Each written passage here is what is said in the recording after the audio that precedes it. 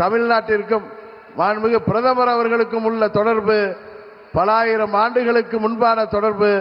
அதனால்தான் அன்றைக்கு தமிழ் சங்கத்தை தொடங்கி வைத்தவர் காசியிலே தமிழ் சங்கமத்தை தொடங்கி வைத்தார்கள். இன்றைக்கு தமிழ்நாட்டிலே தமிழர்களின் சங்கமத்திலே நம்மோடு கலந்து கொண்டிருக்கிறார்கள். அதனால்தான் பிரதமர் மோடி அவர்களுக்கும் தமிழ்நாட்டுக்கும் உள்ள உறவு என்பது தொப்புள் கொடி உறவு என்பதை இந்த நேரத்திலே நான் தெரியப்படுத்திக் கொள்கின்றேன்.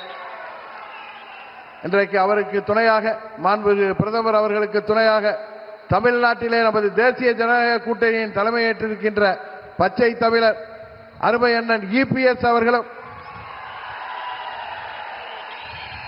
அதுபோல பாட்டாளி மக்களின் கட்சியின் தலைவர் அன்பு நண்பர் டாக்டர் அன்புமணி ராமதாஸ் அவர்களும்,